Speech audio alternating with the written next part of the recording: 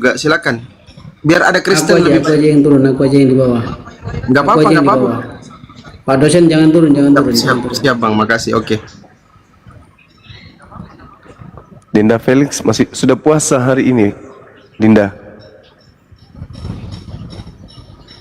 Monitor beliau enggak? Oh, siap, siap. Oke, teman-teman sekalian, jadi kalau berbicara mengenai Islam Kristen, tentu Kristen ini harus bermuara kepada pengajaran Paulus, karena Yesus sedikit pun tidak pernah menyentuh pengajaran yang di bawah terkait dengan hukum Torah dan ajaran yang ada di dalam kitab Tanak kepada non-Yahudi dan juga kepada orang-orang di luar daripada lingkungan beliau jadi pengajar kala itu. Maka saudara kita Kristen ini mau tidak mau mereka harus mulai belajar bahwa sebenarnya yang tertulis di Bible pun itu bukan ajaran Yesus langsung, melainkan hasil penyelidikan orang per orang yang kemudian dibukukan lalu dijadikan sebagai pijakan di dalam melaksanakan rutinitas ritualnya sebagai seorang Kristiani. Nah, sebenarnya kalau kita ingin jujur, kami umat Islam kepada baginda Rasulullah Muhammad SAW itu tidak ada batu sandungan di situ. Di situ tidak ada penghalang. Apa yang diajarkan oleh Nabi Muhammad itu yang sampai kepada kami hari ini. Tidak ada kemudian pembantahan atau pembantaian ajaran. Berbeda dengan ajaran Yesus yang datang kepada Bani Israel, antara Kristen dan Bani Israel dan Yesus itu muncul Paulus ini. Paulus ini adalah duri di dalam daging. Dia yang mengajarkan untuk melaksanakan ritual-ritual di luar daripada ajaran Yudaism. Jadi Paulus ini yang harus sebenarnya dibahas. Siapa beliau ini? Karena dia berada di antara Yesus dengan orang Kristen, tiba-tiba aja muncul dia di sana. Kenapa? Kalau seluruh rangkaian ajaran Yesus dari A sampai Z itu ditegakkan atau dipraktekkan, maka akan menghantarkan orang itu menjadi Yudaism. Karena tidak ada ajaran Yesus yang ada di Bible yang kita temukan menghantarkan kita bisa jadi Kristen. Contoh, tak ada ajaran mengajarkan kita di Bible itu untuk menyembah Yesus. Tidak ada ajaran mengajarkan kita untuk menghalalkan semua yang ada di dalam Torah. Tidak ada ajaran Yesus di dalam Bible yang menghantarkan orang-orang berkumpul di hari Minggu menyembah kepada Kristus. Tidak ada ajaran Yesus untuk makan babi, untuk tidak bersunat dan seterusnya. Munculnya Paulus inilah yang membengkokkan kemudian ajaran Yesus ini. Ini yang tidak disadari oleh saudara kami Kristen. Jadi saudara Kristen itu ibarat, kalau saya analogikan ya, orang-orang Kristen ini semuanya sudah menggunakan baju daster. Habis itu mereka teriak, aku ini adalah laki-laki ganteng. Saya pria jantan kali, saya pria ganteng kali, saya gagah, saya laki-laki yang perkasa, tapi menggunakan baju daster. Saya ini pengikut Yesus, saya ini penyembah Elohim, tapi ikut Paulus, pakaian Paulus yang dipakai, ajaran Paulus yang dipakai. Kalau jadi pengikut Yesus, ibadahnya itu di sinagoge. Dia bersunat, puasa, sujud dalam beribadah, yang dibaca kitab Tanak, ibadahnya hari Sabat, menyembah kepada Elohim, mengkitabkan kitabnya Nabi Musa. Ini saudara-saudara kami Kristen pengikut Yesus, makannya makan babi, kumpulnya hari Minggu, kulupnya penuh tepung. Gimana ceritanya? Jadi cuman teriak doang, kami ini pengikut Yesus pak.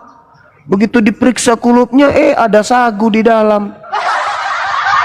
Orang yang tidak bersunat, yang nonotnya masih ada tepung terigu di situ, itu haram hukumnya masuk ke rumah ibadahnya orang Yahudi. Nggak boleh, nggak boleh, dilarang keras. pemakan babi, penyembah berhala, bersatu dengan orang-orang Yudaism di dalam beribadah itu nggak boleh, haram hukumnya, nggak bisa. Betapa orang-orang Yahudi itu dikutuk oleh Elohim. Kalau kita lihat pekerjaan mereka di dalam kitab Yehezkiel 44, coba. Yehezkiel 44 nomor 6, nomor 7, nomor 8, nomor 9. Itu parah kali itu Tuhan marahnya di situ. Murka semurka-murkanya. Kenapa? Karena mereka segelintir orang dari mereka itu memasukkan orang-orang Yunani pemakan babi tidak bersunat ke dalam upacara orang-orang Yudaism. Maka Elohim marah, murka. Banyak kesalahanmu, banyak dosamu yang pernah kau lakukan, tetapi beda ini dosamu yang satu ini betul-betul kebangetan. Apa itu? Kau memasukkan orang-orang tidak bersunat ke rumah ibadahku. Kau memasukkan orang-orang pemakan babi, pemakan makanan yang dipersembahkan kepada berhala, kau masukkan mereka di dalam upacara ibadahku yang kudus. Itu. Jadi emang kemana bang? Kesini aja dulu. Soalnya Bang Suma kelamaan sih. Oh ya sudah, ya sudah, ya sudah. Silakan Anda tanggapi. Mungkin ada yang nyangkut di penjara. Halo. Silakan. Silakan. Halo Bang Junma. Ya, diam dulu. Tidak ada di Al-Quran perintah sunat, melainkan di kitab. Saudaraku, Islam itu bang, itu memiliki dua sumber. Hanya ada kata sunat ya, ayatnya di kitab karangan saya yang dipakai Islam. Di Al-Quran tidak ada. Jangan so tahu. Ya, itu saya pastikan tidak ada. Ya, silakan aja dengan ilmu kekristenan Anda. Al-Quran menjelaskan kepada kami dengan sangat jelas bahwasanya baginda Rasulullah Muhammad SAW diperintahkan mengikuti ajaran millah Abraham. Salah satu millah Abraham itu berit millah, perjanjian sunat. Itu nggak bisa kau batalkan. Perjanjian kekal yang masih tersisa. Sabar dulu saudara-saudaraku, sabar. Perintah Allah kepada Nabi Muhammad, "Tsumma auhayna ilaika anittabi'a millata Ibrahim hanifa." Tuh, kami diperintahkan untuk mengikuti millah Ibrahim. Salah satu millah atau perjanjian atau berit perjanjian antara Allah dengan Nabi Ibrahim adalah sunnah. Kamu tahu nggak? Kakeknya baginda Rasulullah Muhammad SAW orang kedua yang bersunat setelah ayahnya Ibrahim. Orang kedua loh. Mana datanya Muhammad disunat, Juma? Mana datanya Muhammad orang kedua? Orang kedua yang bersunat itu adalah Nabi Ismail. Nah, terkait dengan Nabi Muhammad SAW, karena beliau adalah keturunan Nabi Ibrahim, maka secara otomatis orang Arab itu sama seperti orang Israel. Begitu lahir mereka disunat. Karena itu adalah perjanjian kekal. Perjanjian kekal Allah dengan Nabi Ibrahim, keturunannya secara turun-temurun. Yang namanya perjanjian kekal itu sampai kiamat harus bersunat semuanya tuh. Itu yang saudara harus pahami. Nah, di dalam Al-Quran, "Summa auhayna ilaika anittabi'a millata Ibrahim hanifa." Wahai Nabi Muhammad, aku perintahkan kepadamu, ikutilah ajaran Ibrahim sebagai manusia yang hanif, yang lurus, tidak termasuk orang-orang musyrik. Itu perintah saudaraku. Nah, Anda harus paham di Islam itu ada dua hukum, ada dua sumber hukum. Apa itu? Al-Quran dan hadits. Sama seperti kalian. Di kalian itu ada beberapa kitab sebagai sumber hukum, meskipun kalian hanya mentaati 13 kitab. Yang lainnya itu hanya aksesoris. Seperti perjanjian barunya orang Israel yang kalian gunakan, yang kalian sebut perjanjian lama, itu sumber hukum juga, tapi kalian hanya jadikan sebagai aksesoris doang untuk sebagai legitimasi alasan-alasan kalian untuk pengesahan menggunakan surah-surah Paulus itu. Padahal antara Yesus dengan Kristen ada di tengahnya duri, yaitu Paulus. Paulus ini adalah duri yang berada di dalam tubuh pengajaran Yesus kepada kaumnya Bani Israel. Begitu kawan, silakan.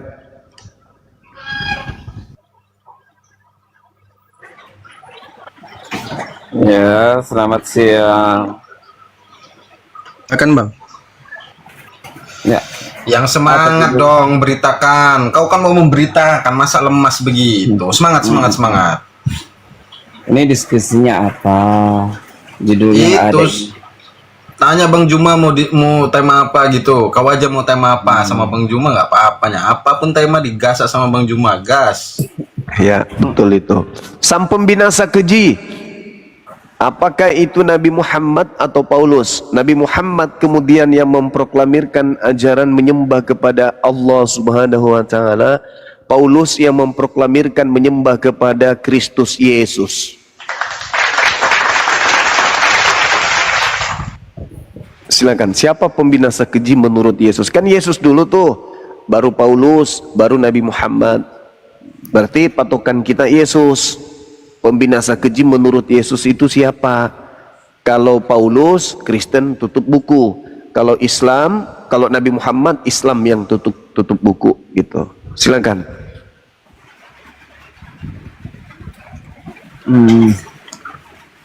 Silakan Kan Bang Paulus- langsung kan yang pintar, silakan. Oke, baik.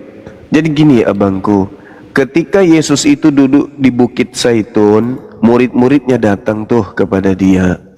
Nasihat-nasihat Yesus diantaranya adalah, jadi apabila kamu melihat pembinasa keji berdiri di tempat kudus. Nah, pembinasa keji ini artinya dia yang membunuh manusia. Dia yang menghancurkan manusia. Dia yang menghantarkan manusia menjadi penghuni neraka. Tetapi sang pembinasa keji ini duduk sebagai orang suci. Di tempat suci dia duduk. Dia duduk seperti menduduki kursi Musa. Sebagai pengajar dia di situ, sebagai tokoh yang menjadi teladan, menjadi contoh, menjadi oknum yang kemudian dimuliakan, disanjung, diikuti, diteladani. Nah, itu dia. Jadi seorang pembinasa keji yang duduk di tempat yang tidak semestinya.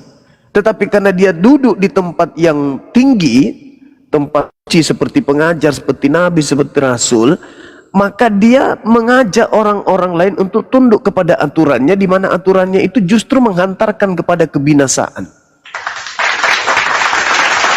Orang banyak mengikutinya, kenapa? Karena dia duduk di tempat kudus. Mau tidak mau, pasti banyak orang yang jadi pengikutnya. Andaikan dia duduk hanya sebagai RT, sebagai Pak RW atau Pak Lingkungan, selesai masanya dia sebagai Pak Lingkungan, ya sudah selesai, bubar. Nggak ada lagi orang menganggapnya sebagai Pak RT. Tapi ini sebagai nabi. Nabi itu tidak ada berhentinya. Aku udah pensiun, bukan nabi lagi. Nggak bisa. Aku bukan rasul lagi, udah pensiun. Nggak boleh. Sampai dia mati, sampai dia ada di kerak neraka sekalipun, dia tetap rasul bagi pengikutnya. Dia tetap nabi bagi pengikutnya.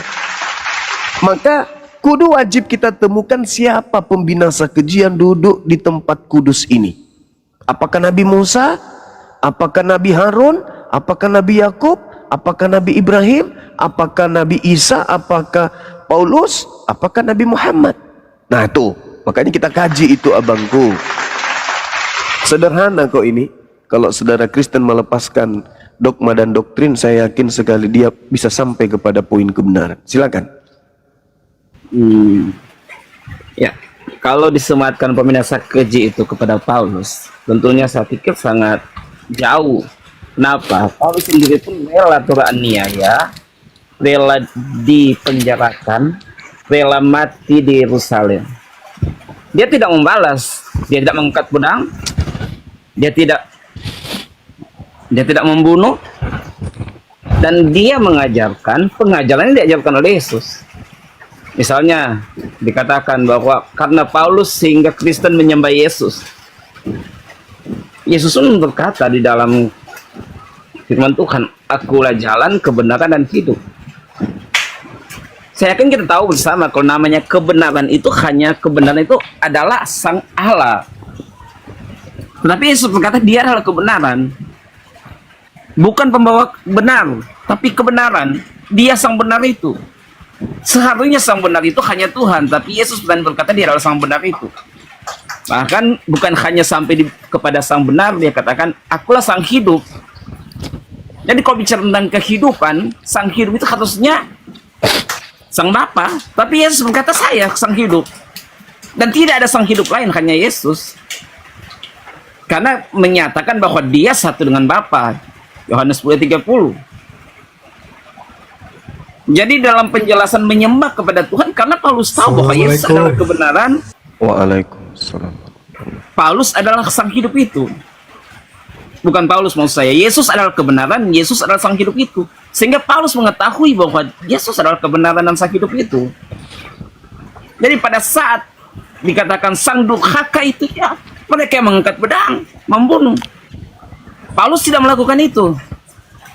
Paulus rela teraniaya karena Injil Kristus. Dia mati dengan secara manusia dengan kehinaan. Tapi dia sadar bahwa pada saat yang memberikan Kristus dia akan mendapat kemuliaan yang dijanjikan. Karena Yesus berkata, akulah jalan kebenaran dan hidup. Bahkan dia katakan, akulah memberi hidup dan memberikan hidup yang kekal. Itu pernyataan Yesus. Sehingga pada akhirnya dalam kitab Wahyu katakan bahwa dialah yang awal dan yang akhir. Yang ada dan sudah sedia ada dan yang akan datang kelak, yaitu yang maha kuasa. Itu pernyataan Yesus. Jadi kalau disematkan bahwa yang duduk di tempat yang suci, ya sang durhaka itu, di dalam Matius 24 itu ditunjukkan kepada Paulus, itu sangat tidak masuk. Tuduhan kepada siapa, saya tidak mau menuduh. Tetapi kalau sesuai dengan kitab suci, ya silakan dikaji sendiri tentang hal itu. Gitu aja Bang. Oke, baik. Jadi saudara, Anda tadi mengajar tentang Yesus. Yesus tak ada salah. Kalau kita berbicara Bible, Yesus tidak pernah mengajarkan kemudian hal yang salah kalau kita baca Bible. Nggak ada sedikit pun tak ada kesalahan Yesus di Bible itu. Kenapa? Yesus mengajarkan kaumnya untuk kembali kepada hukum Torah. Yesus mengajarkan kemudian kaumnya untuk menyembah hanya kepada Elohim. Yesus mengajarkan agar mereka mendudukkan pengajarannya itu hanya sebagai utusan Tuhan. Itu kami terima, kami beriman dengan itu. Ajakan orang-orang soleh untuk kembali kepada hukum Nabi Musa. Itulah yang disebut hikmat Injil di dalam Al-Quranul Karim. Kami beriman kepada keadaan itu. Yang bermasalah ini Paulus, inilah yang disebut pembinasa keji. Ketika saudara mengatakan beliau tidak melakukan pembunuhan, kata siapa? Anda baca Filipi 3, dari lisannya sendiri dia mengaku. Apa katanya? Tentang kegiatan aku menganiaya jemaat, tentang kebenaran dalam mentaati hukum Taurat, aku tidak bercacat. Padahal bagaimana mungkin tidak bercacat menganiaya orang-orang soleh? Membunuh orang-orang soleh tidak bercacat.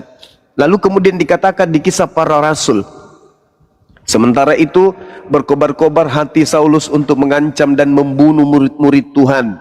Ia menghadap imam-imam dan meminta surat kuasa daripadanya untuk dibawa ke majelis-majelis Yahudi di Damsyik, supaya bila mana ia menemukan laki-laki atau perempuan yang mengikuti jalan Tuhan, ia akan menangkap mereka dan membawa mereka ke Yerusalem dan seterusnya.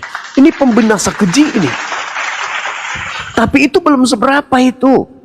Itu baru pembinasa, belum keji. Itu masih status pembinasa, pembunuh. Kekejiannya muncul ketika dia murtad dari ajaran Yahudi, mendirikan sekte baru yang bernama sekte Kristen atau Kristianos. Anda coba lihat di dalam 2 Korintus. Kalau Anda melihat di 2 Korintus 10 nomor 5, inilah dia yang dimaksud pembinasa keji itu. Apa ajarannya? Kami membinasakan setiap pemikiran manusia dan merubuhkan ketinggian pengetahuan Tuhan untuk menggiring manusia kepada Kristus Yesus. Jadi cara Paulus menggiring manusia kepada sembahan yang bernama Kristus itu adalah membinasakan pemikiran manusia, membinasakan akal manusia, merubuhkan ketinggian pengetahuan Tuhan. Artinya merubuhkan pengetahuan Tuhan, ajaran Tuhan yang datang kepada para nabi itu dirubuhkan, dibinasakan, dihapuskan oleh dia untuk menggiring manusia kepada penyembahan kepada sosok Kristus ini. Ada nggak Yesus pernah mengatakan, aku membinasakan pemikiran manusia? Ada nggak? Yesus mengatakan, kasihi Tuhanmu dengan akal. Paulus mengatakan, aku membinasakan akal manusia. 2 Korintus 10 nomor 2. Ada nggak Yesus mengatakan bahwa aku menghentikan, aku membinasakan, aku menawan, aku merubuhkan perintah-perintah Tuhan? Ada nggak Yesus mengajarkan itu? Nggak ada. Tapi Paulus dengan gagah berani mengatakan, aku merubuhkan pengetahuan Tuhan. Pengetahuan Tuhan dirubuhkan. Hah? Ini pekerjaan rasul atau pekerjaan iblis? Inilah yang dimaksud Yesus. Kamu akan melihat pembinasa keji duduk. Sejadi-jadinya dia menjadi rasul. Sementara rasul itu adalah kedudukan lebih tinggi dari nabi. Nabi itu penerima firman untuk dirinya. Rasul itu nabi yang menerima firman selain untuk dirinya juga untuk umatnya, orang lain. Nah, Paulus mengatakan dirinya sebagai rasul. Dengan demikian dia duduk di tempat kudus. Berarti dialah pembinasa keji itu. Kenapa? Dia membinasakan jasad manusia. Yang kedua, dengan kekejiannya dia membunuh akal sehat manusia. Coba Anda telah diri Anda hari ini. Apakah masuk akal? Apakah diterima oleh akal saudara? Tuhan pencipta langit dan bumi turun ke bumi isap tete. Akal Anda sehat nggak itu? Enggak. Akal Anda dimatikan oleh Paulus.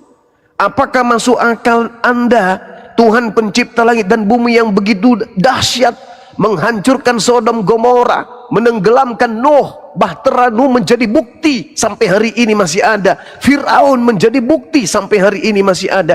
Tiba-tiba saja turun menjadi seenggok bayi Yahudi yang tak berdaya. Masuk Anda di akal Anda nggak itu? Nggak masuk. Tetapi kata Paulus, aku membinasakan itu semua demi untuk menggiring manusia kepada Kristus. Sadari itu saudaraku. Jadi saya katakan sekali lagi, antara Nabi Muhammad dengan kaumnya tak ada penghalang, tak ada batu sandungan. Tetapi antara Yesus dengan Kristen, di tengah-tengahnya muncul pembinasa keji yang bernama Paulus yang membengkokkan ajaran Tuhan menuju kepada ajaran paganisme. Itu fakta. Silakan. Ya. Jadi semua mengambil ayat-ayat tentang Paulus membunuh sidang jemaat pada saat Paulus yang namanya masih Saulus, sebelum dia bertobat. Jadi memang ada kehidupan yang lama, ada kehidupan yang baru dari Paulus. Kehidupan yang lama dari Paulus memang dia sebagai pengikut hukum Taurat yang sangat taat, sehingga pada saat itu dia ingin membunuh pengikut-pengikut Yesus yang dikatakan sama seperti dikatakan bahwa mereka menduakan Tuhan, sehingga dia membunuh. Tapi setelah dia ditarik oleh Tuhan, dia sadar, setelah dia menjadi rasul, dia tidak satu kali pun mengangkat senjata untuk membunuh. Itu yang pertama. Yang kedua, Bang Suma mengatakan menawan setiap pikiran bertaat kepada Kristus, ditawan, dibinasakan dan lain sebagainya di dalam 2 Korintus 10. Baca ayat yang sebelumnya, Bang, bahwa di situ dikatakan, karena senjata peperangan kami itu bukannya menurut keadaan dunia, melainkan kuasa Allah. Artinya itu bukan hal secara wujud fisik di dalam dia mengadakan peperangan, tapi itu mempunyai makna bahwa dia memberitakan Injil walaupun di tempat-tempat yang sangat bahaya sekalipun, dia akan menawan dengan apa? Dengan hikmat, dengan kebijaksanaan dan Tuhan untuk dia menyatakan Injil itu, tentang kebenaran itu, bukan mengangkat senjata. Coba abang baca di dalam sejarahnya kehidupan dari Rasul Paulus, di mana dia mengangkat senjata sejarah setelah dia menjadi rasul. Tidak ada. tidak akan pernah abang temukan, karena itu memang tidak ada, kecuali sebelum dia menjadi rasul, namanya masih Saulus. Setelah dia bertobat, sedangkan mereka membunuh dia sekalipun, ketahuan walaupun dia tidak salah, dia tidak melawan, dia ditampar, dia ditempeleng, dia dipenjarakan, dia tidak melawan mereka, dia tidak menggunakan kekuasaannya sebagai warga negara Roma pada waktu itu. Jangan mengangkat ayat-ayat yang tentang kejadian hidupnya yang lama. Dia menceritakan tentang hidup yang lama dan hidup yang baru di dalam Tuhan itu diceritakan di kitab suci. Masa mengangkat Paulus sebagai pembunuh pada saat dia masih seorang Saulus pengikut hukum Taurat pada masa itu. Angkatlah kehidupannya setelah dia menjadi rasul. Bang semua bisa angkat. Selidik di mana bahwa dia pembunuh minasakan tentang menyembah kepada Tuhan. Ya, dalam iman kekristenan kami meyakini bahwa Tuhan kami itu dia menyatakan dirinya menjadi manusia. Apa salahnya dengan keadaan menjadi manusia? Dia lahir dari perempuan yang suci. Memangnya kalau kita katakan sebagai manusia, kesucian dari seorang perempuan di mana? Dan itu suci, perawan suci. Dia bukan lahir dari perempuan yang tidak suci, dia lahir dari perempuan yang suci, dikatakan firman Tuhan. Dan saya pikir orang muslim pun mengakui akan hal itu. Dia lahir dari Roh Kudus. Oke, gantian kita. Boleh aku komen Bang Juma? Sabar dulu Bang. Suara saya kedengaran nggak ini teman-teman? Bang Zuma, lanjut, aman. Oke. Aman. Baik. Saudara mengatakan Paulus bertaubat. Justru itulah bukti kalau dia yang menggenapi daripada pembinasa keji itu. Karena dia harus duduk di tempat kudus setelah dia membinasakan. Dan itu berkesesuaian dengan apa yang dinubuatkan oleh Yesus tentang orang yang bertobat angkatan jahat itu. Matius 12 nomor 43 sampai 45, coba Anda baca tuh Matius 12 tuh. Ada pembinasa keji yang bertobat setelah iblisnya keluar dari tubuhnya. Iblis ini keluar mencari iblis yang lain, lalu menemukan ada 7 iblis lagi yang lain yang lebih jahat. Diajaknya masuk kembali ke orang yang bertobat tadi. Apa yang terjadi menurut Yesus? Keadaan orang tadi jauh lebih jahat daripada keadaannya semula. Pada saat dia membunuh, iblis di dalam tubuhnya cuma 1 iblis. Pada saat dia setelah bertobat, iblisnya masuk menjadi 8 iblis. Sehingga Yesus mengatakan, ini akan dialami oleh angkatan jahat ini. Baca dalil itu. Nah, ketika saudara mengatakan beliau bertaubat, saudaraku, orang yang berakal sehat, mending mereka mati dibunuh dengan ucapan la ilaha illallah. Mending dia mati dengan ucapan itu. Tiada Tuhan selain Tuhan yang mengutus para nabi. Mati digorok oleh Paulus itu jauh lebih baik, jauh lebih bermanfaat, jauh lebih selamat daripada mati dalam keadaan menyembah makhluk kuburan dari ajaran Paulus. Kalau Paulus hari ini datang, saya kasih leher saya kepada Paulus. Paulus, mending kau tebas leher saya daripada kau matikan akal saya sampai saya percaya Tuhanku turun ke bumi menjadi bayi.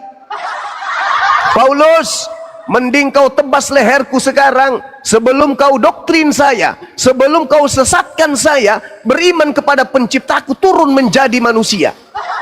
Paulus, mending kau bunuh saya saat sekarang dengan kalimat la ilaha illallah daripada kau sihir saya, kau sesatkan saya, kau ajarkan doktrin dan dogma pencipta langit dan bumi turun menjadi bayi netek sama ibunya. Adalah lebih baik kau binasakan tubuh saya daripada kau binasakan saya kekal di dalam api neraka jahanam. Apakah Anda tidak sadar apa yang Anda bela, apa yang Anda perjuangkan dengan embel-embel Tuhan turun ke bumi jadi manusia, nebus dosa manusia untuk kemudian menyelamatkan orang-orang berdosa. Apakah Anda tidak sadar itulah akibat daripada pembinasa keji melakukan aksi-aksi membinasakan manusia? Kenapa Anda mengatakan Tuhan turun ke bumi, lahir dari perawan yang suci? Kenapa Anda bisa percaya seperti itu? Karena Anda sedang dibinasakan. Kenapa bisa dibinasakan? Tadi saya katakan kepada saudara apa yang diterangkan Paulus dalam 2 Korintus 10 nomor 5. Apa yang dikatakan? Kecerdasan dibunuh, kecerdasan dihilangkan, bahkan kemampuan Tuhan, pengetahuan Tuhan ditawan. Kira-kira ada nggak kebodohan di atas kebodohan seperti itu? Pengetahuan Tuhan ditahan, pengetahuan Tuhan dikebiri, firman Tuhan dihapuskan. Bahkan dengan lisannya sendiri apa kata beliau? Taurat yang menghantarkan orang-orang Israel selamat memperoleh hidup kekal, oleh Paulus disebutnya sebagai tinja.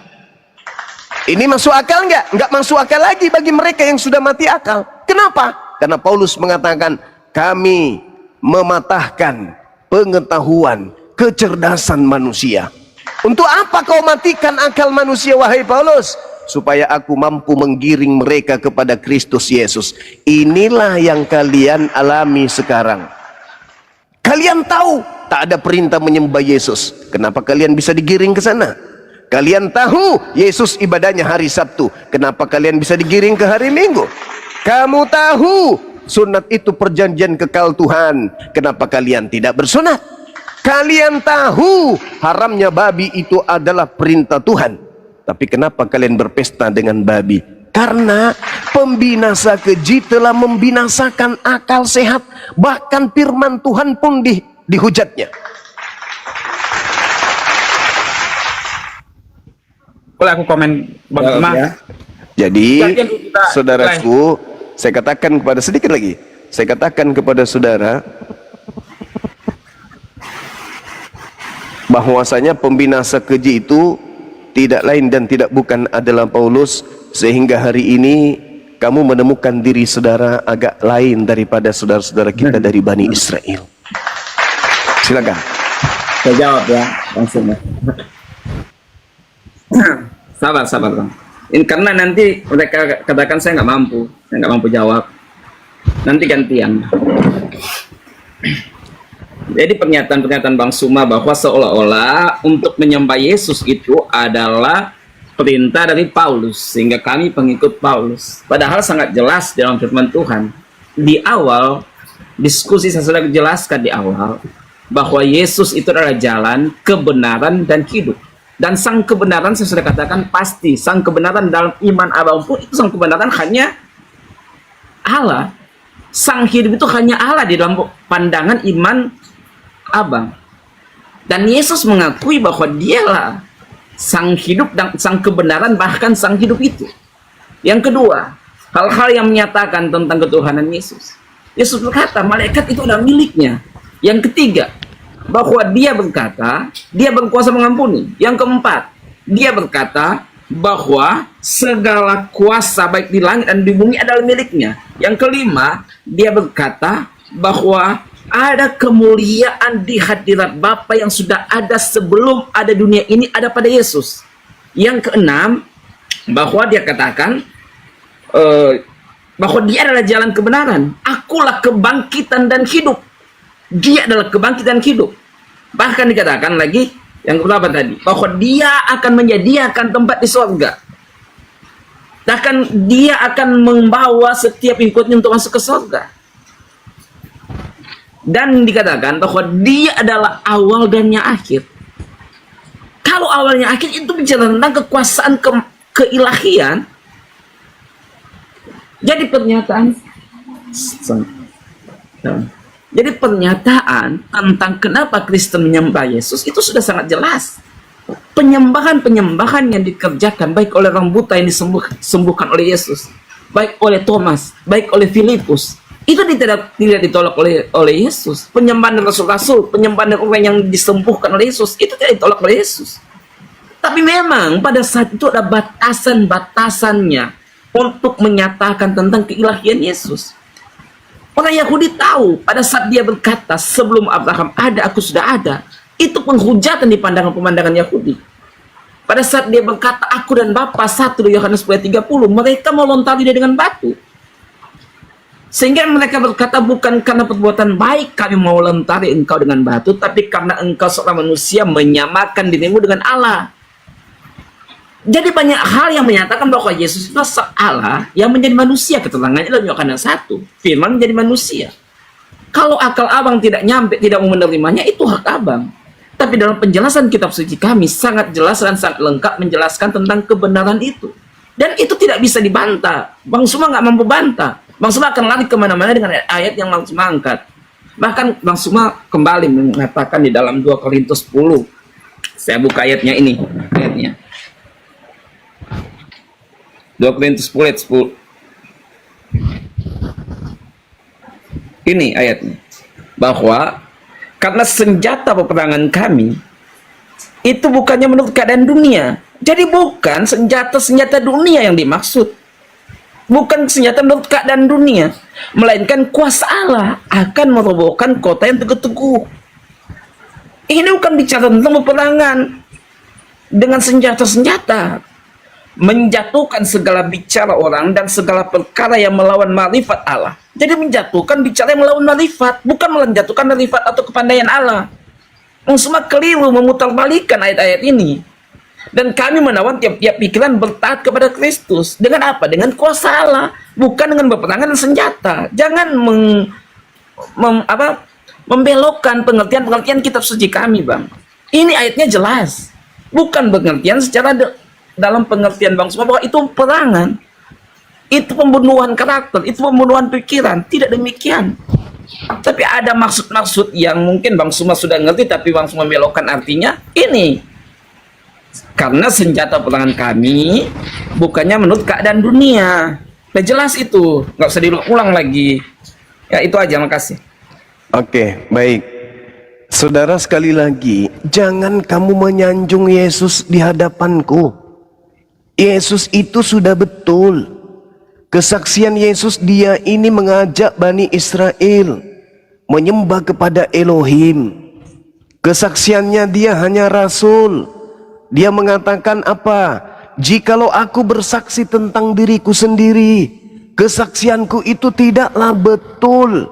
Bapakku yang mengutus aku, yang bersaksi tentang aku. Kamu tidak pernah melihatnya, suaranya pun tak pernah kau dengar. Mengutus aku, kesaksianku itu aku utusan. Jadi saudara berupaya dia Tuhan, dia Tuhan, dia Tuhan, itu karena apa? Karena akal saudara sudah dibinasakan oleh Paulus. Kalau Anda mengatakan hidup kekal yang ditawarkan oleh Yesus, Anda baca Matius 19, orang-orang sesama dengannya bertanya, Guru, apa yang harus kami kerjakan supaya kami memperoleh hidup kekal? Apa kata Yesus? Lakukan segala perintah Elohim.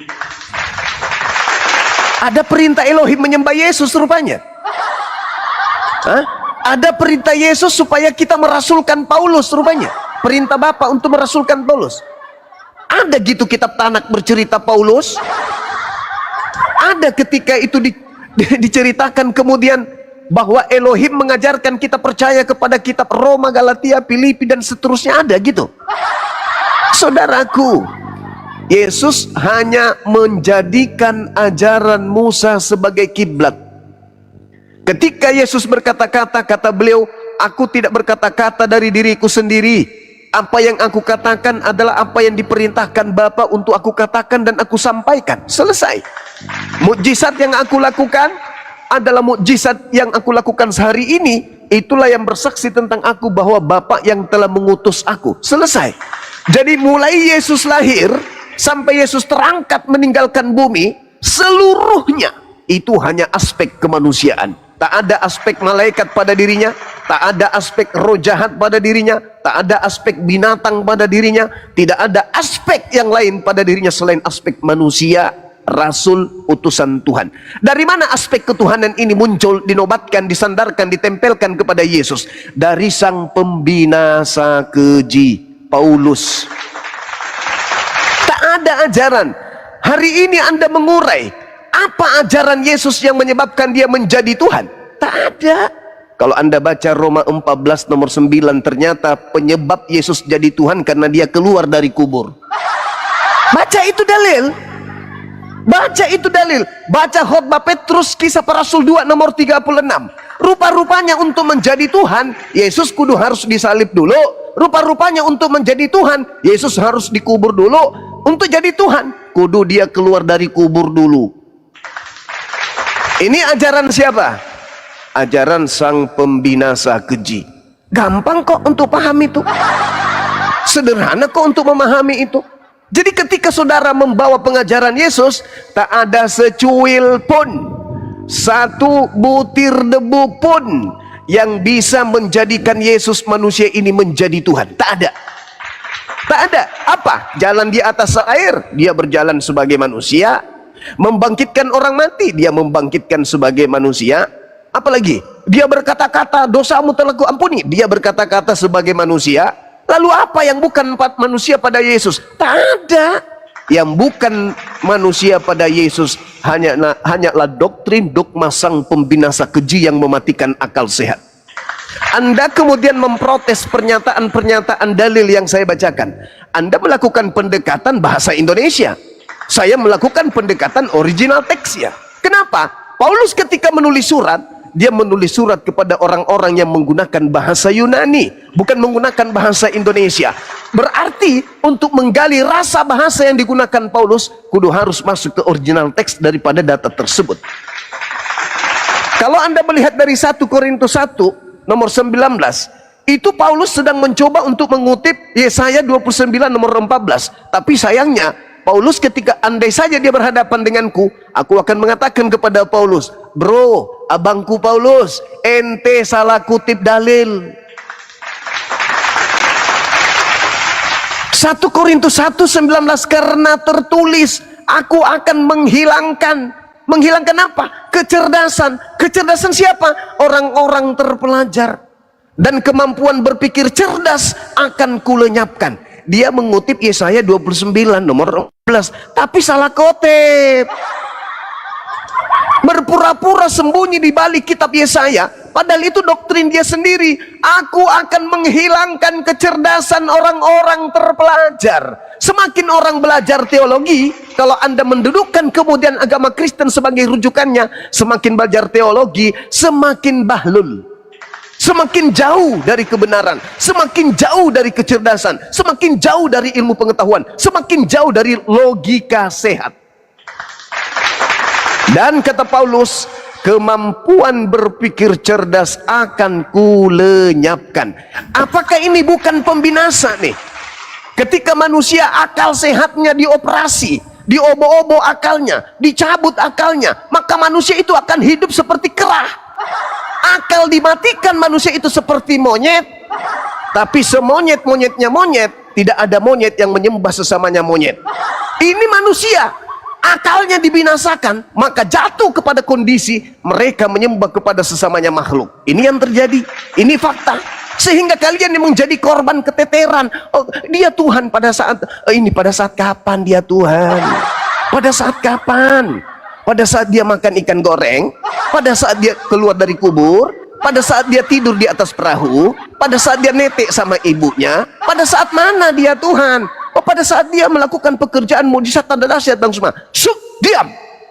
Yesus berkata dalam Yohanes 5 nomor 36, ada kesaksianku yang lebih penting dari kesaksian Yohanes Pembaptis, bahwa seluruh mujizat, seluruh kekuatan, seluruh tanda-tanda yang aku kerjakan, pekerjaan itulah yang aku kerjakan saat ini, dan pekerjaan itulah yang bersaksi titik dua, bahwa Bapa Elohimlah yang telah mengutus aku. Selesai.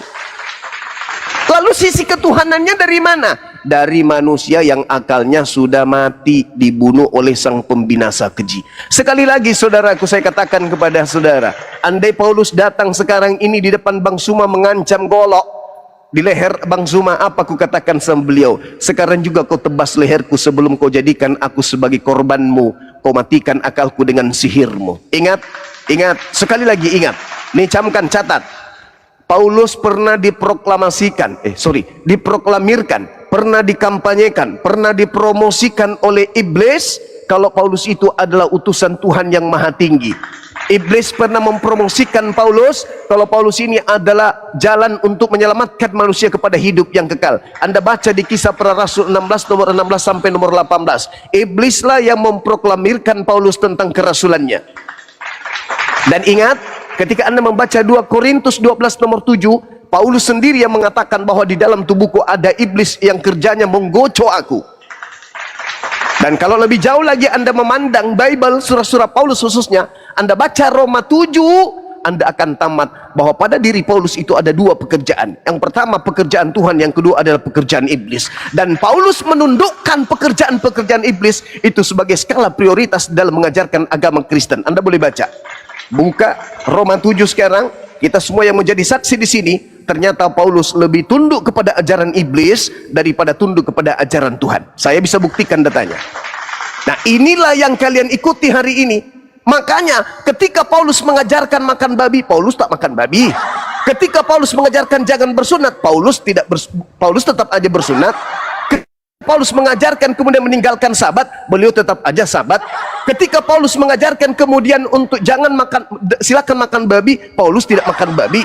Ketika Paulus mengajarkan korban cuma sekali saja, yaitu darah manusia, Paulus ketika ke Yerusalem dia bertobat dan mempersembahkan lagi persembahan ajaran Nabi Musa. Jadi Paulus mengajarkan membinasakan orang lain, sementara dia menyelamatkan dirinya dari ajaran tersebut. Ini yang harus Anda pahami. Ini yang Anda harus camkan baik-baik, bahwa pembinasa keji itu menghantarkan manusia anak keturunan Adam mematikan akal sehat. Boleh gantian beritakan kebenaran. Silakan. Saya dulu ya, beritakan kebenaran. Oke. Ya, oke. Saya. Sebentar dulu beritakan kebenaran. Saya dulu. Bang Jospen, silakan Bang Jospen. Sebentar. Tadi kau bilang gantian, oke, baik. Begini Bang Zuma, Matius 24 ayat 15 sampai 22 ya. Mengapa Yesus mengatakan demikian? Jadi apabila kamu melihat pembinasa keji berdiri tempat kudus menurut firman yang sampaikan oleh Nabi Daniel, para pembaca hendaklah memperhatikannya. Nah, dari mana Yesus mengutip ini? Dari Daniel 11 ayat 31. Jadi ayat menerangkan ayat, Alkitab cukup menerangkan dirinya sendiri. Daniel 11 ayat 31 mengatakan, tentaranya akan muncul. Mereka akan menajiskan tempat kudus. Benteng itu menghapuskan korban. Tentaranya akan muncul. Mereka akan menajiskan tempat kudus. Benteng itu menghapuskan korban sehari-hari dan menegakkan kekejian yang membinasakan. Nah, bagaimana cara kita memahaminya? Baik, Matius 24 ayat 15 mengatakan, jadi apabila kamu melihat pembinasa keji berdiri di tempat kudus, menurut firman yang disampaikan oleh Nabi Daniel, para pembaca hendaklah memperhatikannya. Maka orang-orang yang di Yudea haruslah melarikan diri ke pegunungan. Orang yang sedang di peranginan di atas rumah, janganlah ia turun untuk mengambil barang-barang dari rumahnya. Dan orang yang sedang di ladang, janganlah ia kembali untuk mengambil pakaiannya. Celakalah ibu-ibu yang sedang hamil atau yang menyusukan bayi pada masa itu. Berdoalah supaya waktu kamu melarikan diri itu jangan jatuh pada musim dingin dan jangan pada hari Sabat. Sebab pada masa itu akan terjadi siksaan yang dahsyat seperti yang belum pernah terjadi sejak awal dunia sampai sekarang dan yang tidak akan terjadi lagi. Dan sekiranya waktunya tidak dipersingkat, maka dari segala yang hidup tidak akan ada yang selamat. Akan tetapi oleh karena orang-orang pilihan waktu itu akan dipersingkat. Nah, menurut Nabi Daniel, siapa pembinasa keji itu? Itu adalah tentara yang akan muncul, yang akan menajiskan tempat kudus, yaitu bait suci Yerusalem. Dari mana kita tahu? Matius 24 ayat 15 itu paralel dengan Lukas 21 ayat 20. Kalau kita baca lagi keterangannya, Lukas 21 ayat 20. Apabila kamu melihat Yerusalem dikepung oleh tentara-tentara, ketahuilah bahwa keruntuhannya sudah dekat. Artinya keruntuhan Yerusalem atau bait suci yang ada di Yerusalem. Pada waktu itu, orang-orang yang berada di Yudea harus melarikan diri ke pegunungan. Dan orang-orang yang berada di dalam kota harus mengungsi. Dan orang-orang yang berada di pedusunan jangan masuk lagi ke dalam kota. Sebab itulah masa pembalasan, di mana akan genap semua yang tertulis. Celakalah ibu-ibu yang sedang hamil atau yang menyusukan bayi pada masa itu, sebab akan datang kesesakan yang dahsyat atas seluruh negeri dan murka atas bangsa itu, dan mereka akan tewas oleh mata pedang dan dibawa sebagai tawanan ke segala bangsa, dan Yerusalem akan diinjak-injak oleh bangsa-bangsa yang tidak mengenal Allah sampai genaplah zaman bangsa-bangsa itu. Nah, ini tergenapi ketika pada tahun 70 Jenderal Titus mengepung kota Yerusalem. Pada saat itu, pada saat perayaan hari Paskah, biasanya kalau perayaan hari Paskah, orang Yahudi rame-rame berduyun-duyun ke Bait Suci untuk merayakan Paskah. Nah, kemudian sebelum pengepungan Jenderal Titus, ada Jenderal Flavius tahun 67-an. Dia mengepung Yerusalem, kemudian tiba-tiba dia mundur. Nah, orang Yahudi merasa mundurnya Jenderal Flavius ini suatu kemenangan bagi mereka, tangan Tuhan.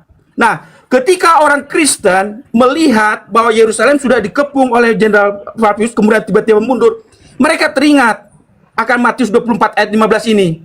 Akhirnya mereka lari. Mereka lari ke pegunungan Pela, ke seberang sungai Yordan. Nah, jadi orang Kristen lari. Kemudian tiba-tiba tahun 70 dikepung lagi lah ini pada saat perayaan Paskah. Pada saat perayaan Paskah itu rame kota Yerusalem dari seluruh penjuru Israel karena merayakan Paskah ya. Nah, Lukas tahun itu gimana sih? Gimana? Sebentar Yosef, sebentar. Gantian kita. Kau bantah setelah saya terangkan. Nanti. Nah, kemudian datang Jenderal Titus karena orang Yahudi yang di Yerusalem itu tidak mau menyerah, akhirnya dibantai habislah mereka. Apa yang terjadi? Kota Yerusalem akhirnya Bait Suci Yerusalem akhirnya dirubuhkan. Itulah penggenapan dari Matius 24 ayat 2. Matius 24 ayat 2 mengatakan begini. Ia berkata kepada mereka, kamu melihat semuanya itu? Aku berkata kepadamu, sesungguhnya tidak satu batu pun di sini akan dibiarkan terletak di atas batu yang lain. Semuanya akan diruntuhkan. Nah, makanya dalam Matius 23 ayat 38 Tuhan Yesus mengatakan, lihatlah, rumahmu ini akan ditinggalkan dan menjadi sunyi. Padahal di Matius 21, dua pasal sebelumnya, Yesus mengatakan dan berkata kepada mereka, ada tertulis rumahku akan disebut rumah doa. Tetapi jadi Yesus mengatakan Bait Suci yang di sana itu adalah rumahku. Tetapi di Matius 23 dikatakan rumahmu akan ditinggalkan menjadi sunyi. Nah, itulah makanya tahun 70 sampai pada hari ini digenapi. Tidak ada satu batu pun bertumbuk tertindih di atas Bait Suci Yerusalem. Kemudian di Matius 24 ayat 24 mengatakan begini. Sebentar. Di Matius 24 ayat 24 mengatakan begini. Dan mereka akan tewas oleh mata pedang dan dibawa sebagai tawanan ke segala bangsa. Sejak itu orang Yahudi menjadi diaspora dan Yerusalem akan diinjak-injak oleh bangsa-bangsa yang tidak mengenal Allah sampai genaplah zaman bangsa-bangsa itu. Dan kita lihat partapakan atau tanah tempat pendirian bekas lahan pendirian Bait Suci Salomo didirikan di atas yang lain. Itulah makanya tergenapi itu semua. Terima kasih Bang Zuma. Tuhan Yesus memberkatimu. Silakan Yosef. Kau bilang tadi mereka teringat akan kitab Matius. Belum ada kitab Matiusnya. Orang 85. Lanjut lagi Zuma. Baik. Jadi saya tanggapi begini saudaraku. Harusnya Anda malu membawa data ini. Karena data ini sampai hari ini 2026, kelompok yang kemudian di luar pengajaran penyembahan terhadap ilah Abraham, ilah Ismail, ilah Ishak itu hanya Kristen. Yang mengobok-ngobok kota Yerusalem Palestina itu yang menginjakkan kaki di luar daripada Bani Ismail dan Bani Ishak itu Kristen. Tak ada Hindu, tak ada Buddha. Harusnya Anda malu. Ini kita masuk dalam data yang saudara bawa di Lukas 21. Anda baca nomor 8-nya dulu dong. Apa kata Yesus? Ketika murid-muridnya bertanya, Guru, bila manakah itu terjadi? Kapan itu terjadi? Yesus mengatakan apa? Waspadalah supaya kamu jangan disesatkan, sebab banyak orang akan datang dengan memakai namaku dan berkata, akulah dia. Saatnya sudah dekat, jangan kamu mengikuti mereka. Jangan kamu mengikuti mereka. Ini Yesus berbicara tentang pembinasa keji. Baca nomor 12-nya. Tetapi sebelum semuanya itu, kamu akan ditangkap dulu, kamu akan dianiaya dulu, kamu akan diserahkan ke rumah-rumah ibadat dulu, kamu akan dimasukkan ke dalam penjara-penjara dulu, kamu akan dihadapkan kepada raja-raja dulu, kepada penguasa-penguasa dulu, oleh karena namaku. Siapa pelakunya? Siapa pelakunya? Sang pembinasa keji. Siapa yang melakukan penganiayaan terhadap murid-murid Yesus angkatan pertama? Paulus, pendiri agama Kristen. Makanya dikatakan di Lukas 21 itu nomor 32-nya apa katanya? Aku berkata kepadamu, sesungguhnya angkatan ini tidak akan berlalu sebelum semuanya ini terjadi. Berarti pembinasa keji itu hadir di situ. Tidak berlalu sebelum pembinasa keji itu hadir. Siapa yang hadir di sana? Antara Yesus dengan Kristen, Paulus. Tak ada yang lain. Maka Kristen ini adalah buah dari ajaran Paulus sang pembinasa keji. Itu nggak bisa Anda bantah. Semakin Anda mengulik-ulik data-data yang ada di Bible, semakin Anda dihantarkan kepada keadaan bahwa buah dari penyesatan nabi palsu itu adalah bernama Kristen. Itu fakta, itu real. Bagaimana mungkin manusia bisa sampai kepada Tuhan kalau akal dimatikan? Bagaimana mungkin orang bisa sampai kepada Tuhan kalau firman Tuhan itu kemudian dihapuskan? Bagaimana mungkin orang bisa sampai kepada keselamatan kekal kalau firman Tuhan dihapus dan surat-surat kepompong yang dijadikan sebagai pijakan? Sekali lagi saya katakan kepada saudara, Paulus salah kutip di dalam Yesaya 29 nomor 14. Karena ada tertulis, aku akan menghilangkan kecerdasan orang-orang terpelajar dan kemampuan berfikir cerdas akan kulenyapkan. Itu pengakuan siapa? Pengakuan Paulus. Apa akibatnya kalau kecerdasan kita dihapuskan? Apa akibatnya kalau kecerdasan orang-orang terpelajar, orang-orang yang berpikir itu dihapuskan? Kemampuan berpikir kita ini dilenyapkan, kira-kira kita jadi apa itu? Makanya saudaraku, makanya Bible itu kalau Anda telaah tidak akan menghantarkan Anda sampai kepada keselamatan kalau menggunakan akal sehat. Tapi kalau Anda manut saja mendengarkan bacaan-bacaan yang ada di dalamnya, maka Anda akan sampai kepada apa yang Anda inginkan, yaitu keselamatan, tapi semu. Pahami itu. Pahami itu dengan seksama bahwa Paulus memang menghantarkan pengikutnya untuk menghilangkan akal sehat. Masuk akal tidak diimani ada Tuhan turun ke bumi, mengosongkan dirinya. Setelah kosong, tidak mempertahankan keilahiannya, tiba-tiba dari manusia bisa menjadi Tuhan kembali. Pertanyaannya, siapa yang menjadikan Tuhan yang sudah kosong dari ketuhanan ini menjadi Tuhan kembali? Ada Tuhan mengosongkan ketuhanannya, tidak mempertahankan sisi ketuhanannya, melainkan manusia. Hilang nggak keilahiannya? Hilang. Bisa nggak berbuat apa-apa dari dirinya sendiri? Nggak bisa. Ada nggak dalilnya seperti itu? Ada. Yohanes 5 nomor 30. Aku tidak dapat berbuat apa-apa dari diriku sendiri. Oh, bagus. Kalau begitu, setelah kau jadi manusia, yang membuat kau menjadi Tuhan kembali siapa? Kan lu tidak bisa lagi berbuat apa-apa dari diri lu sendiri kan? Ya. Lalu untuk menjadi Tuhan, siapa yang membuat kau menjadi Tuhan? Aku sendiri. Bohong lu. Tadi kau katakan kau tidak bisa berbuat apa-apa dari diri lu sendiri. Sekarang yang menjadikan diri lu kembali kepada posisi Tuhan siapa? Oknum lain. Inilah yang tidak disadari. Inilah yang tidak dipikirkan oleh saudara kami Kristen. Kenapa? Karena Kristen sejatinya akalnya sudah dimatikan. Inilah yang disebut pembinasa keji. Kenapa Paulus disebut pembinasa dan juga keji? Karena menggiring manusia untuk menghilangkan akal sehat. Manusia yang sejatinya jadi pemimpin di atas muka bumi, tiba-tiba menjadi bahlul karena otaknya dihapuskan, akalnya dimatikan oleh Paulus. Mustahil orang masih bertahan di agama Kristen kalau mereka menggunakan akal sehat dalam konsep bertuhan. Mustahil Kristen masih bisa mempertahankan keyakinannya ketika mereka menggunakan akal untuk menelaah Bibelnya. Mustahil Kristen masih menyembah Yesus di waktu yang sama juga dia menggunakan akal sehatnya. Itu mustahil. Jadi sekali lagi saya katakan saudaraku, sampai detik ini kita sudah berdebat hampir 1 jam, belum ada bantahan kalau Pauluslah pembinasa keji itu. Kenapa? Sebagai pembinasa keji, Paulus menjadikan pengikutnya manusia-manusia yang tadinya cerdas menjadi blow on karena otak harus lepas, akal harus tidak berfungsi. Itulah fakta. Itulah fakta. Apakah mereka menyembah makhluk kuburan itu karena akal? Tidak. Itu semata-mata karena percaya doang, bukan karena akal. Kenapa bisa demikian? Karena akal sudah dimatikan, akal sudah lumpuh. Maka apa yang diajarkan, apa yang disuapin, itulah yang masuk ke dalam mulut. Ini fakta, ini real.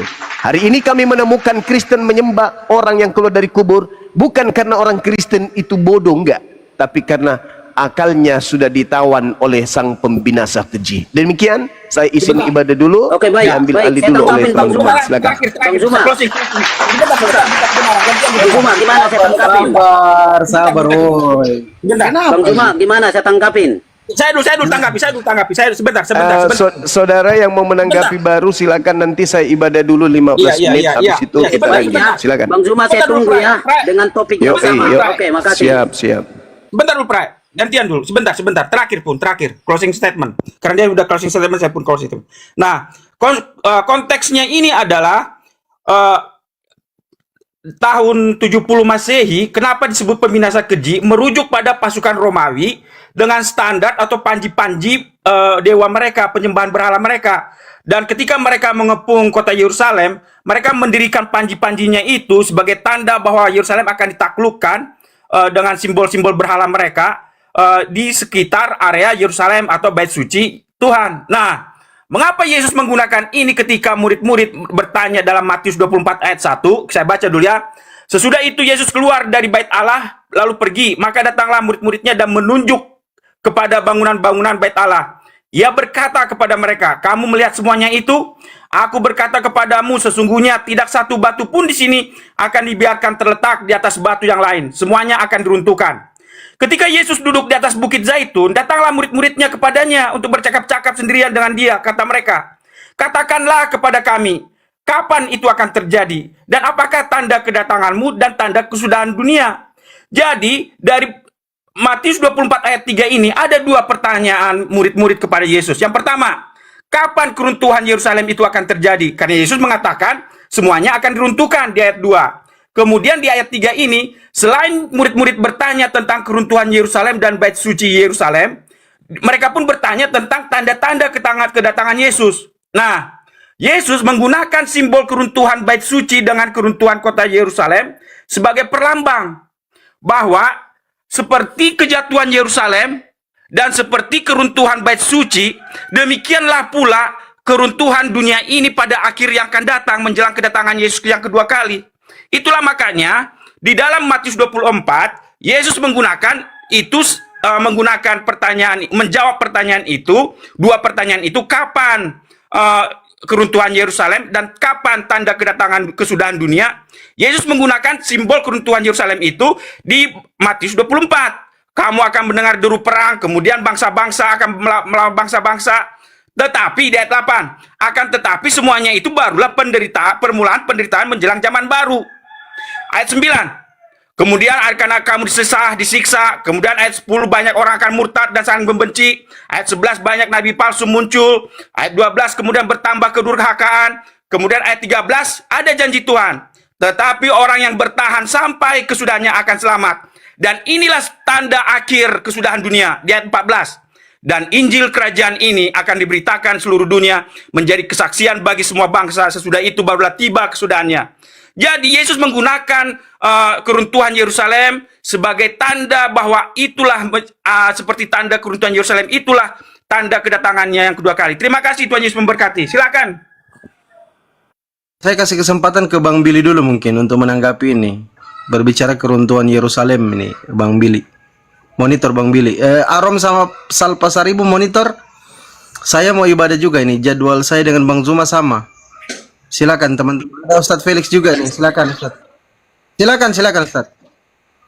Baik. Ya, saya hanya menguatkan narasi dari Gurunda Zuma tadi mengatakan bahwasanya ya akal manusia yang menuhankan sesama manusia itu sudah dimatikan oleh sang pemati akal. Nah, itu dia validasi dalam Al-Qur'an bahwa sesungguhnya orang-orang kafir itu hatinya tidak berfungsi, maka secara otomatis akal tidak bisa berfungsi. Dalam Al-Qur'an dikatakan walahum qulubul la yafqahuna biha. Orang kafir itu sama deh seperti kalian memiliki hati, tapi hati mereka mati, maka secara otomatis akal mereka tidak bisa berfungsi. Nah, bukti bahwa hati atau akal orang kafir itu tidak bisa berfungsi, biasanya nih orang yang bangkit dari kubur itu ditakuti sama masyarakat awam. Nah, ini orang Kristen, orang-orang kafir, orang yang bangkit dari kubur justru dituhankan. Nah, ini yang perlu Anda tanggapi. Tanggapi dulu narasi dari Bang Zuma yang sangat krusial ini adalah akal kalian dimatikan oleh sang pemati akal. Nggak tahu siapa namanya, wallahualam siapa dia. Tapi tentunya Anda tahu siapa yang mematikan akal Anda, siapa yang mengatakan bahwasanya oleh sebab itu Kristus mati agar ia menjadi Tuhan dalam Roma 14 pasal 9. Silahkan itu yang Anda tanggapi, teman-teman. Berhubung karena teman-teman kita ada yang sholat, Bang Zuma, Bang dosen, sholat, ya silahkan Anda tanggapi, nanti saya tanggapi kalau memang mereka sudah memang sholat dulu. Silahkan teman-teman Kristen.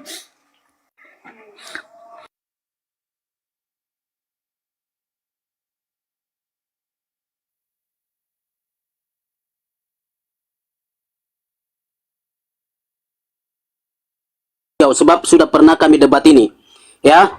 Nah, tapi untuk Anda, Anda mencoba bahwa kekristenan itu telah akalnya telah mati oleh dia yang bisa mematikan akal. Anda berkata itu, Anda kutip ke Alkitab, Anda kutip juga ke kitab Anda. Saya pikir Anda sedang memblender. Tapi saya mau bacakan dalam 2 Korintus pasal yang keempat, ayat 3 dan ayat yang keempat untuk Anda ya. Jika Injil yang kami beritakan masih tertutup juga, maka ia tertutup untuk mereka yang akan binasa, yaitu orang-orang yang tidak percaya, yang pikirannya telah dibutakan oleh ilah zaman ini, sehingga mereka tidak melihat cahaya Injil tentang kemuliaan Kristus, yang adalah gambaran Allah. Jadi jelas Anda mencoba memakai tapi malah menuduh. Padahal sebenarnya menurut Alkitab yang Anda tuduh, yang Anda pakai, maka Andalah sesungguhnya yang sedang dibutakan. Nah, perhatikan. Saya, Kristen, Bible bertanggung jawab dengan semua narasi teks. Semua di dalam kitab-kitab PB sudah diafirmasi itu adalah firman Allah. Nah, sekarang begini, Anda mencoba untuk membangun sebuah opini tapi pakai Bible. Tapi Anda tidak konsisten kepada para penulis, tidak konsisten dengan kaidah ilmiah dalam penarasian, ya. Bahwa Matius, Markus, Lukas, Yohanes, lalu ada kisah para rasul, lalu para rasul dan termasuk Paulus ada di kisah para rasul. Bang, itu linear semua. Bang, saya potong dulu, Bang. Sebentar. Izin saya potong dulu. 1 menit lagi. 1 menit lagi. Itu linear semua. Artinya bahwa mereka konsisten dalam satu berita, konsisten dalam satu Injil, konsisten dalam satu pribadi. Tapi Anda mencoba mengarang-ngarang. Saya katakan Anda yang buta. Oke, itu dulu. Makasih. Sabar.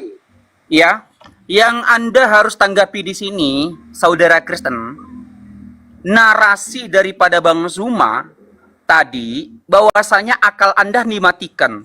Kenapa saya katakan akal dimatikan? Karena Anda menyembah manusia yang bangkit dari kubur. Nah, sementara manusia yang bangkit daripada kubur itu tidak ada satupun penjelasan daripada Elohim, bahkan dia sendiri bahwa dia adalah Tuhan. Nah, ini yang Anda harus tanggapi sebagaimana dalam Roma 14 pasal 9 tadi. Oleh sebab itu Kristus mati agar ia menjadi Tuhan. Ini yang Anda harus tanggapi. Jangan kemana-mana, kita fokus supaya penonton bisa mendapatkan edukasi daripada diskusi kita. Anda harus tanggapi tentang bangkitnya Yesus dari kubur yang Anda sembah itu. Di mana referensi, ya, di mana akal pikiran Anda sehingga Anda menyembah manusia yang bangkit dari kubur. Makanya kami katakan akal Anda mati. Karena apa? Oke. Anda menyembah manusia yang dibangkitkan. Baik, baik. Dalam 1 Korintus 4, sabar. Dalam 1 Korintus 14 nomor 6, Yesus dibangkitkan dari kematian. Kemudian di data yang lain, Yesus menyembah Matius 4 nomor 8, 4 nomor 10, sembahlah Allahku dan Allahmu, dia menyembah. Dalam Lukas 4 nomor 8, Yesus juga menyembah. Dalam Wahyu 22 nomor 9, seluruh para nabi dan malaikat dan mereka yang percaya kepada kitab itu menyembah kepada Tuhan. Nah, sementara Anda menyembah manusia yang bangkit dari kubur. Oke, Itu baik. yang Anda harus bantah. Tidak. Silakan. Oke, baik, saya ya. Jadi saya tidak sedang berurusan dulu dengan Zuma. Saya tidak berurusan dengan Zuma, tapi saya mengutip tadi pernyataan Anda, ya. Nah, kalau dengan Zuma nanti saya sendiri. Nah, jadi begini. Anda sedang menuduh bahwa kekristenan itu sedang buta akal. Entahkah karena kamu comot-comot ayat atau kamu membeo dari Zuma. Tapi sekali lagi Anda datang seperti orang yang tidak tahu apa-apa, mungkin seperti tidak terpelajar, lalu datang ke teks PB, datang ke perjanjian baru, lalu comot-comot ayat, lalu Anda menyerangnya, lalu Anda mengambil kesimpulan. Kebodohan apa ini? Kebodohan Anda apa ini? jangan- Saya Felix, tantang Felix, Anda. Felix, Jangan sebentar, bodoh Felix, kalau Felix. mau pakai di Boleh luar gantian? Alkitab. Sebab Felix, terlalu boleh banyak gantian? ayat kita mengatakan itu linier. Gantian Ah. dulu, gantian. Terakhir. Oke ya, jadi jangan begitu. Sebentar Bang. Jangan begitu. Bang, Pakai Alkitab. Sanggupkah engkau Bang, menyerang kekristenan dengan Saya kitabmu? menyuruh, Eh? Bang, saya menyuruh. Mana kitabmu? Bawa kitabmu ke sini. Sebentar, Biar sebentar, begitu, sebentar, jangan sebentar, pakai Bray, sebentar, Alkitab. Bray. Sebab apa? Felix. Alkitab itu satu pengarang. Itu dari Allah melalui Sabar, para Bang. penulis. Itu satu tema. Ngerti enggak? Sebentar, Pray. Oke, thank you. Bang. Sabar dulu, Bang Joseph. Felix, boleh saya Sabar ganti? dulu, teman-teman Kristen. Sabar. Saya menyuruh Anda untuk membantah narasi saya dengan data, bukan curhat, Pak. Saya memberikan kesempatan kepada Kristen, kepada Anda Kristen-Kristen yang ada di sini, membantah narasi saya dengan menggunakan data. Dan saya tidak comot-comot dan saya Oke, tidak begini. menuduh. Buktikan data bahwa kekristenan itu palsu. Buktikan dari Alkitab. Coba. Sabar, Bibelmu Oke, sendiri, sabar. buktikan Saya baca. datamu bahwa kekristenan itu adalah palsu, sesat. Datamu ya, data dari Alkitab. Dan Bang. itu harus terang. Yuk, saya tunggu. Bang, tadi saya mengangkat sebuah narasi tentang Roma 14 nomor 9. Oleh sebab itu Kristus mati agar ia menjadi Tuhan. Berarti syarat Tuhan kamu, sehingga dikatakan Tuhan harus mati dulu dan bangkit dulu dari kubur. Makanya saya sepakat dengan Gurunda Zuma tadi mengatakan bahwa kalian dimatikan akalnya oleh sang pemati akal. Siapa dia? Paulus lah yang penulis Roma 14 nomor 9 ini. Coba Sebentar, ini Pray, yang sebentar, Anda Pray. harus bantah dengan Gantian menggunakan bicara kita, data. Pray. Kenapa Anda menyembah manusia yang dimatikan, manusia yang dibangkitkan dari kubur? Ini yang Anda harus bantah pakai data, bukan curhat. Oke, Bukan baik. Saya tanggapin Anda. Pray, Saya sebentar. bisa dengar. Gantian Sudah, bicara saya kita. tanggapin Anda. Gantian dulu Perhatikan. bicara. Pray, Oke, gantian. perhatikan ya. Apa yang Pray. dimaksudkan di dalam Pray, gantian dulu. gimana? Saya ya. Sebentar, Saya- gantian, sebentar. Enggak, biar satu kali ini untuk kawan ini. Sebentar dulu, Pray. Oke. Dengarkan, baik. Jadi karena Bang Zuma mengutip Matius 24 ayat 15 ini, dan itu berdasarkan Daniel 11 ayat 31, banyak orang termasuk orang Yahudi pun ya, penganut Yahudi dan beberapa orang Kristen menganggap bahwa Daniel 11 ayat 31 ini adalah digenapi pada zaman Antiochus Epiphanes ketika dia mencemarkan bait suci dengan darah binatang haram. Nah, jadi Nggak nyambung, Pak. Sebentar, Felix. Mau nyambung nggak nyambung? Dengarkan dulu, Felix. Dengarkan dulu. Bang, Dengarkan dulu. penonton di Dengarkan bawah dulu, ini, dengarkan dulu, saya Felix. yakin Dengarkan dulu. penonton di bawah Gantian dulu. semua. Sebentar. Penonton di bawah butuh Sebentar, edukasi, ngerti. Bang. Dengarkan dulu, Felix. Felix, Mana dengarkan. ada Sebentar. diskusi nggak nyambung? Dengarkan dulu, Aduh, Felix. Dengarkan dulu, kasih Felix. nyambung lah. Dengarkan dulu, Felix. Gantian, sebentar. Mau nyambung nggak nyambung? Dengarkan baik-baik. Dengarkan, sebentar. Saya hanya kasih gantian kita bicara. Mau nyambung nggak nyambung? Dengarkan. Nah, jadi ketika Yesus mengutip Matius Daniel 11 ayat 31 sebagai dasar Matius 24 ayat 15 ini sebagai amaran untuk orang Israel, apa artinya? Bahwa Daniel 11 ayat 31 belum digenapi pada zaman Antiochus Epiphanes. Artinya Yesus sedang mengatakan di masa depan, itulah yang tergenapi tahun 70. ketika Jenderal Titus mengepung kota Yerusalem, kemudian orang Kristen melihat itu kemudian lari ke pegunungan Pela, ke seberang sungai Yordan, ke seberang sungai Yordan. Kemudian mereka melihat, karena amaran inilah makanya orang Kristen selamat, tidak terbantai, keluar dari Yerusalem, dari kota Yerusalem, dan lolos dari pembantaian Jenderal Titus.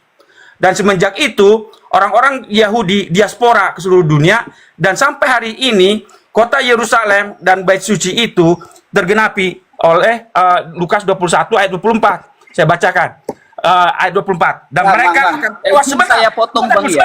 Sebentar Felix. Sebentar, gantian dulu. Terakhir. Masalahnya gini, Sebentar dulu Felix. Masalahnya penontonnya Bang Arok ini rata-rata orang cerdas. Dengarkan Felix.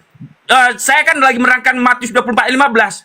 Jadi entah kau bilang pun nggak nyambung atau nyambung, itu urusanmu. Dengarkan. Nah, jadi Yesus pun menutup dalam Matius 24:15 mengenai nubuatan kota Yerusalem dan Bait Suci. Dan mereka akan tewas oleh mata pedang dan dibawa sebagai tawanan ke segala bangsa.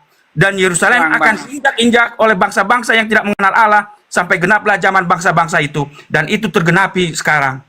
Terima kasih Felix. Tuhan Yesus memberkati. Oke, gini Bang. Tadi kan saya hanya menyambung narasi dari Bang Gurunda Suma. Dan saya rasa penontonnya Bang Arok di bawah ini mereka cerdas semua. Masa kita mau menampilkan diskusi yang tidak baik, diskusi yang kusir kepada penonton-penonton Bang Arom yang cerdas-cerdas. Diskusi yang nggak nyambung itu membosankan Bang. Diskusi yang nggak nyambung itu tidak ada edukasi Bang. Di sini orang nonton di sini, mereka semua butuh edukasi. Ya, makanya saya tanya, melanjutkan daripada narasi Gurunda Zuma, bahwasanya akal kalian orang-orang kafir itu dimatikan oleh seorang ya yang mengatasnamakan dirinya seorang rasul, padahal tidak ada konfirmasi daripada Elohim, konfirmasi daripada Yesus tentang kerasulan rasul itu yang namanya Paulus. Nah, pertanyaan saya, pakai akal kalian. Makanya Gurunda Zuma tadi mengatakan bahwasanya kalian mati akalnya. Kenapa? Orang atau esensi yang disembah itu adalah Maha Kuasa. Yang disembah itulah pencipta alam semesta. Mana ada ya manusia yang mati dituhankan, dibangkitkan, ya. Datanya di mana kalau Yesus dibangkitkan? Dalam 1 Korintus 14 nomor 6, Allah membangkitkan Yesus dari kematian. Nah, Anda menyembah dia padahal dia dibangkitkan, bangkit dari kubur. Itu yang Anda harus jawab, bukan curhat. Silakan Bang Karyana. Silakan. Ya. Silakan Bang Karyana. Sedikit saya bicara, saya mau turun. Oke? Sebentar silakan Anda jelaskan kenapa Kristen menyembah manusia. Sudah Felix, sudah saya jawab. Stop nih ya. Di Yohanes 5 ayat 21 ini ya, Bapa membangkitkan anak membangkitkan orang hidup nih. Ini konfirmasi ya. 21, sebab sama seperti Bapa, yaitu Elohim sang sumber, membangkitkan orang-orang mati, membangkitkan anaknya Yesus dan menghidupkannya. Demikian juga anaknya yaitu Yesus bisa menghidupkan barang siapa yang dikehendaki. Lo semua mati di neraka. Yang dikehendakinya itu Pak Jospan, Predika, Karyana, Arom mati. Thank you.